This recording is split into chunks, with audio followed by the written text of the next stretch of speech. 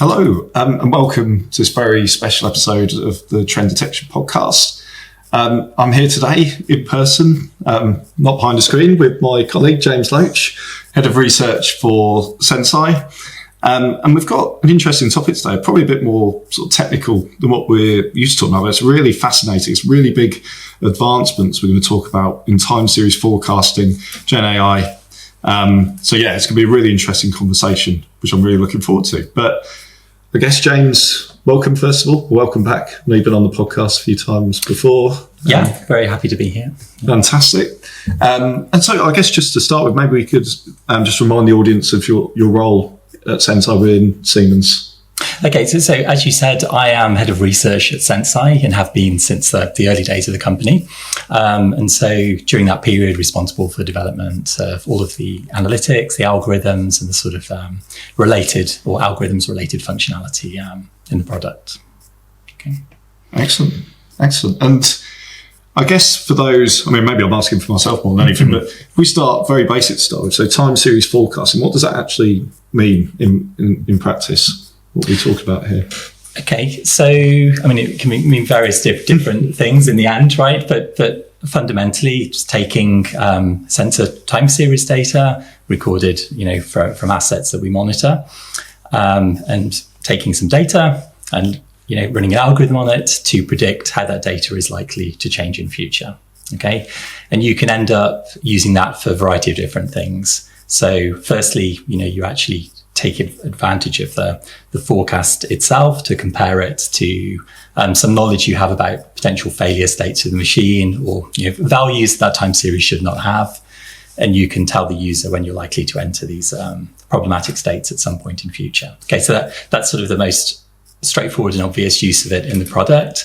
But forecasting is used implicitly elsewhere as well. So, for example, in anomaly detection. So when you're detecting anomaly, you're saying there's something that you weren't expecting in that time series. For you to be able to say you weren't expecting it, you need to know what you expected.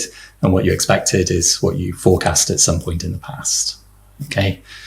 Yeah. So those would be the two main uses. I'll give you a very broad question there without even knowing, but that's all right. We've opened up the conversation. So, and I guess really at the forefront of our conversation today is around, termed Chronicle. So maybe you could start by explaining exactly what Chronicle represents in the context of sort of time series forecasting.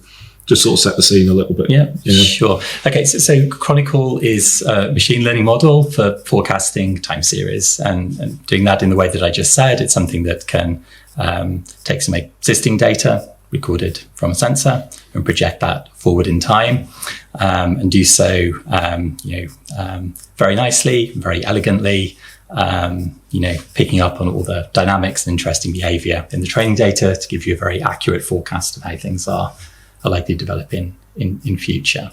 Okay. And I guess there's two things that I would say about it. I guess there's the two things that sort of motivate this conversation. I mean, one is that it's very good. Okay. So Senseye already has a forecasting system. Chronicle produces, much nicer, much more elegant, more accurate results.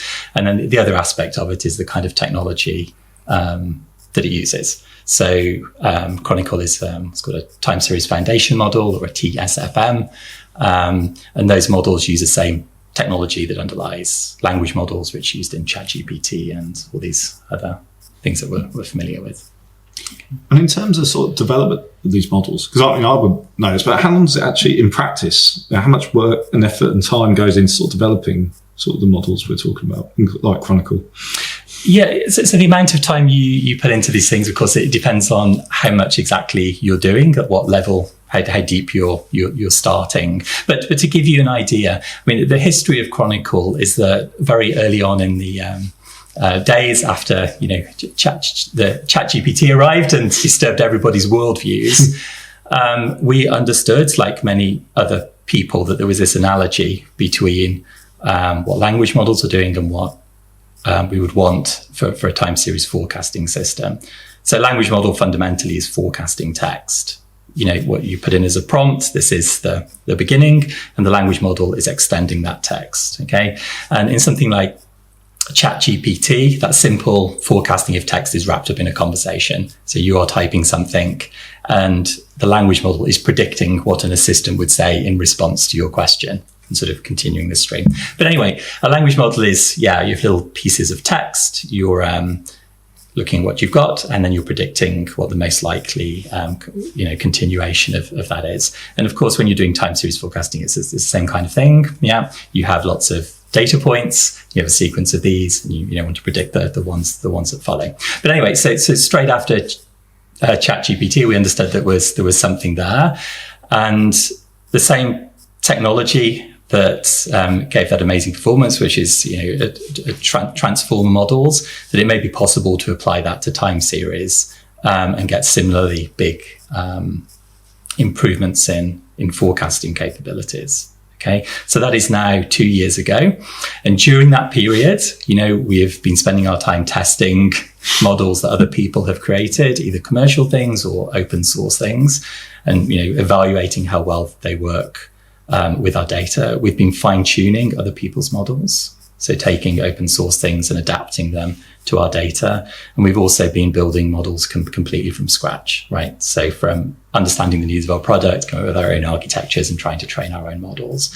But there's a whole bunch of this stuff which has been going on over that time, right? And Chronicle came out only really of the final stage of that. So, maybe the last 3 to 6 months.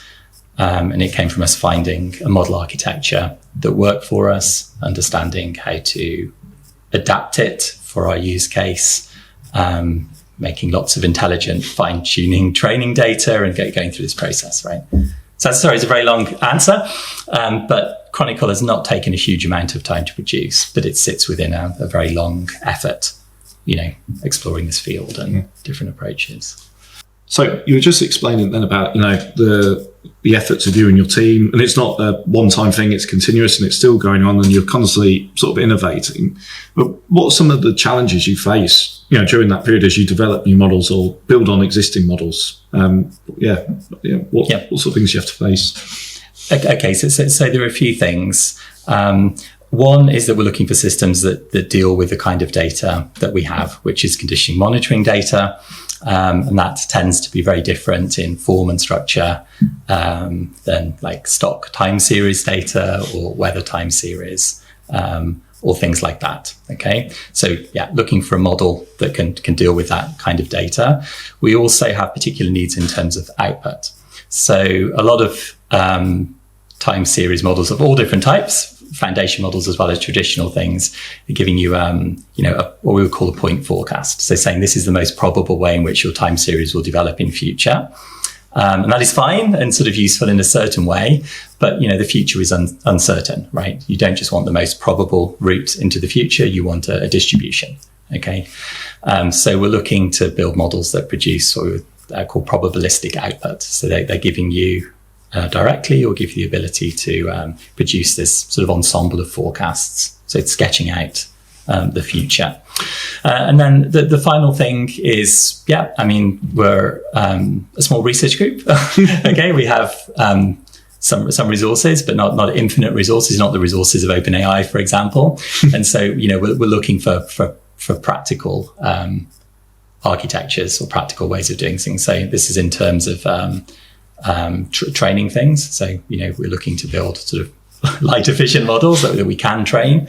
And then also applies to the other end as well when you're actually generating forecasts. We don't want these to be too expensive, right? So that it's practical in the product. Of course.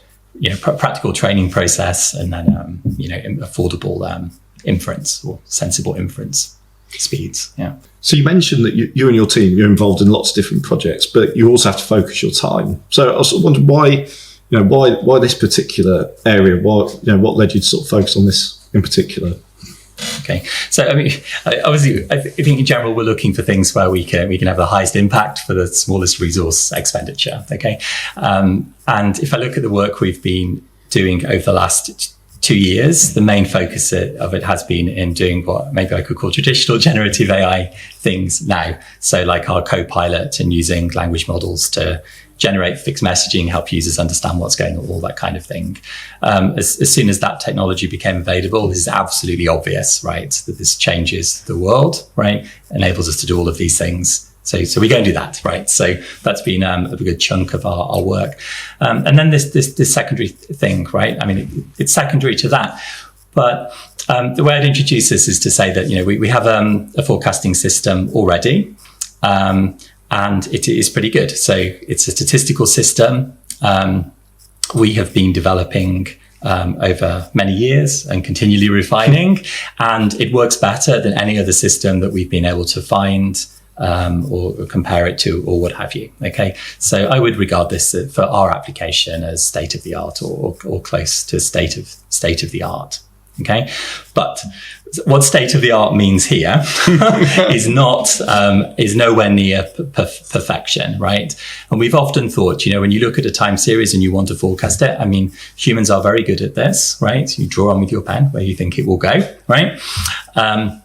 And can do that mostly using information which is in that time series. Okay, so you're not using lots of external information. You've got a thing, you just sort of continue it.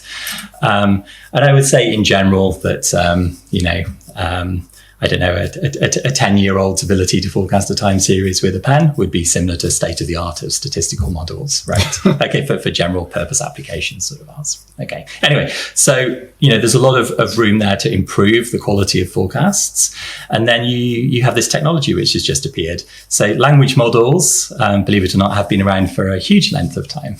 Okay, taking a sequence of words and predicting how they go forward, and people have made gradual progress with this. And then suddenly this technology has come along, it's been scaled, and the performance goes like crazy. Like I said, there's just a basic analogy there between time series. So you see that there's an opportunity to take this thing, which is quite core to our app, is good, but could be way better.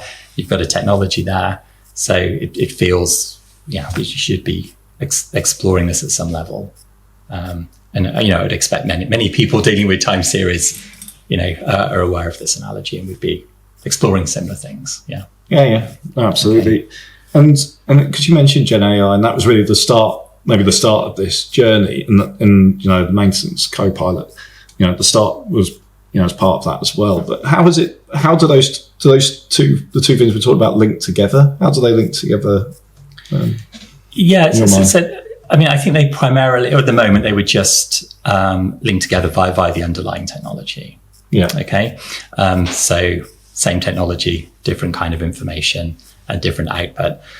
Right. So that I guess that's the first thing to say. A second thing to say, they would link in practice in the product, right? Because what our main case Copilot is doing is at a particular point in time, it's trying to explain why the system has generated an alert. So there's things going on in the data, there's similar things we've seen in the past, there's stuff in the documents, whatever, bringing all this information together and laying out what the possible causes might be. And forecasts are some component of that, right? So if our forecasting system indicates or says, you told me that this motor is rated at 10 amps, and I think using this new Chronicle model, right, that there's this elevated chance you're going to hit that threshold within 10 days. Mm-hmm. That information is codified and it's passed to the Copilot, and the Copilot would use that, right? So the Copilot, we can look at the data and see there's a trend being marked. It can see, there's a forecast and it has this consequence for this reason. Can also get bits from the manual that might relate to the consequences of high current in your motor, right, for example. And it's just part of the information which is brought together and then laid out. And then one final thing to say here is I think there's not much that we're doing in all of our pipelines. Like Sensei is a complicated, sophisticated thing underneath the Gen AI. But if I look at all of those things that are happening there, I think you have the potential for Gen AI technologies to essentially, we would say, eat all of those things eventually. Right. So all of the time series type stuff that we do, I think at some point could be done by time series foundation models of different types, different styles, or trained in different ways. Okay. And then if all of your baseline analysis is handled using these kind of models, that's all Gen AI, and then this stuff is passed up to the explanatory thing, and that's just an interesting theme that I think would be playing out in lots of people's products and lots of applications. Yeah. At present, time time series foundation models are this up and coming thing as described, right? We do certain things that would be too expensive at the moment to imagine doing with these kind of models, but you can imagine cost dropping and capabilities increasing. And then things gradually being, consumed by this stuff. It's like 20 years ago. Could we imagine where we are today? I know you said actually interesting things like Gen AI not Gen AI, language models. Sorry, isn't a new phenomenon. But could we imagine where we are today? From all the way back then, the development. No, indeed not, right. And generative AI stuff. I mean, the amazing thing there is just the curve in ability, right? Yes. Yeah. Once this technology scales, right? As we all know, these models acquired abilities that people did not really expect. Yeah, and it maybe an interesting thing to say is that with language models, that does open up a whole world of things. You never used to build agents and do all of this kind of stuff, right? So you won't expect that kind of breadth of capability out of pure time series models, because it's fundamentally just dealing with time series, right? But yeah, one might imagine in future, combining these two different modalities and things in various interesting ways. Anyway, we'll come back to this conversation in a few years' time, and we'll look back and see. But what I also wanted to focus on, and it's interesting you describing the link between the time series forecasting and the Copilot. But I guess the next question as well is around the impact on customers. Day-to-day Sensei users and customers. What sort of tangible impact will they see? Day-to-day with this technology. Yeah, I mean, so this is an interesting thing. So our Copilot, there's a very new thing in the product. This is something that inserted that just wasn't there before.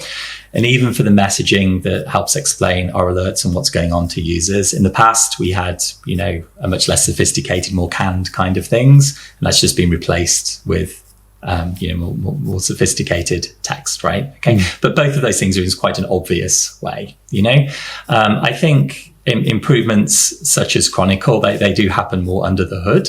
Okay. It's a supporting thing in there. And like I said, we already do have a time series forecasting system that performs at a certain level. Okay.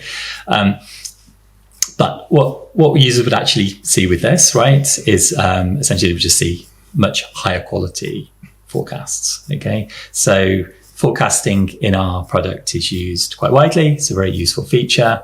The forecasts that the system generates are shown in the product. Users can see them and judge whether they like them or not, or the quality and so forth. They will just improve, right? So users will see, they just look more sophisticated. These models have the ability to pick up on complex dynamics that the current model just does not have the flexibility to do.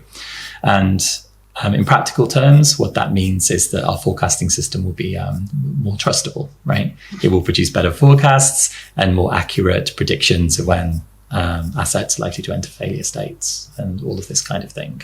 So we'll take a bit of our app, which is useful, and make it hopefully a good deal better, improve the quality of our alerts, all of these sort of things. And then down the line, as we sort of touched on, you can imagine using these models in a similar way for all of these other basic bits of analytics that support alert creation. But these are not adding new things to our system at the moment. It's just superpowering or tuning up, enhancing what's already there. And I guess so. In terms of a sort of release date for this, I don't know if you want to commit to an exact date on this particular podcast, but it's coming soon, right? And in terms of sort of successor models, and obviously, like we said before, you and the team are continuously sort of reviewing this and looking improvements like you do. But is there a roadmap? Anything you can reveal around that, around what's sort of coming next, or? Yeah, I mean, so we've been in a research phase for this particular bit of functionality, like I said, for a few months. The engineering on this to put it in the product starts the Monday after when we're recording this, right? So middle of January 2025. And in terms of rollout to customers, I can imagine this happening in a couple of months from now. but it just depends how we decide to stage that. We're not committing to anything. But it's not a research topic, it's now a product topic. Of course. It's a thing. And then, I think as a research group, we would just continue this thread, exploring what else we can do with these models, keep up with the latest research. So the other things that we might do with this, I think turning our attention to anomaly detection would be one thing. Okay, we do a lot more anomaly detection in Senseye than we do forecasting. So with anomaly detection, there is more of a concern over the cost of running these models and things like this. So we might be building some lighter, faster version to use for anomaly detection. And then the other, I think I mentioned, this is something with language models which sits under the hood in many products such as ours, which is something called embeddings. So you can extract vectors of numbers from language models, which capture the meaning of the text which is sent into them. Okay. And this is, it's sort of intrinsic to how they operate, but it's also a nice side effect that allows you to do this. And so what you can use those embeddings for is to take bits of text and identify whether they're semantically similar to one another. Okay. And so in Senseye's many similar apps doing this kind of thing, you use those embeddings to find bits of documents that are relevant to a question that somebody asks. This is called a RAG paradigm, right? you do this thing. But anyway, language models give you these embeddings that let you judge the similarity of bits of text. And that turns out to be quite useful. And, it may turn out that the equivalent of those embeddings for time series also turns out to be useful in a similar way in telling you that bits of time series are similar to one another in a meaningful and useful way, right? And hopefully a way which, you might use to predict the occurrence of failures, right? Or just to identify similar things that happened in the past so you can sort of contextualize what's going on. There's a whole massive stuff, right?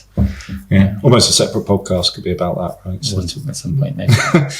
But I think the important thing to note as well is there's always a focus on the end customer. What's the improvement to the end customer? That's what I always like about the product team at Senseye, and it's talking to customers, understanding where, and I guess you're part of that conversation as well. So I think Senseye is quite good in this way, right? We are looking for general opportunities, of course, but we're fundamentally driven by customer need, things that people want, see a lack of in their current systems and what have you, and filling those gaps. So we're coming towards the end of our chat, James. But I wanted to finish on, I guess, more of a sort of personal note as well, because there's been a lot. I've been at Senseye now, Siemens, for 3.5 years. There's been so much change in that period, and you've obviously been, as you said before, with Senseye now, Siemens, a lot longer. But how excited are you at the moment, or how much excitement do you have for developing all of this stuff and looking into the future and what's coming next? Just to get sort of your feeling on that. Yeah, no. It's a great place to be, isn't it, really? Yeah, sure. It's obviously an exciting time. And personally speaking, there are two periods for Senseye. One is the before Siemens days, which also coincided with before generative AI days, right? Okay. And joining Siemens has coincided with this whole new stack of technologies that we didn't have before, right? So obviously that keeps things interesting, right? And then, so generative AI so far has not turned into a thing that is starts full of hype and then everybody becomes disappointed and disillusioned and goes back to what they were doing before or what have you. It's still just progressing extremely fast and extremely strongly, right? And probably I said this on the last podcast as well, to a scary extent, I would say, Yeah, because it's not even within our world, let's say industrial world, but also in just everyday life, right? So it's not, there's some, incredible use cases coming out just in our everyday life. I was listening to a podcast from the Microsoft CEO the other day. He was just explaining how, you'd be booking holidays via sort of co-pilots and things like that in the future, rather than visiting websites. It's really amazing how far this technology can go. Yeah, it would just be interesting to see quite how far it can go. Yeah. A long way, certainly, and maybe it does indeed go all the way, right, in the end. But it's the technology of our time. And it's obviously fun to be using it every day and developing it. Yeah, exactly. To the extent that we do. Yeah. Yeah, and we'll see where that takes us. Just the start, I'd say. But yes, that brings us to the end. Thank you, James, for sort of showing your expertise and knowledge. And I mean, we'll look forward to seeing how this. Well, I say it's just a starting point. Well, it's just not even a starting point. It's a continuation, isn't it? As we said. So there's a lot more to come. But yeah, for today, thank you everyone for listening and watching. And we'll see you on the next episode.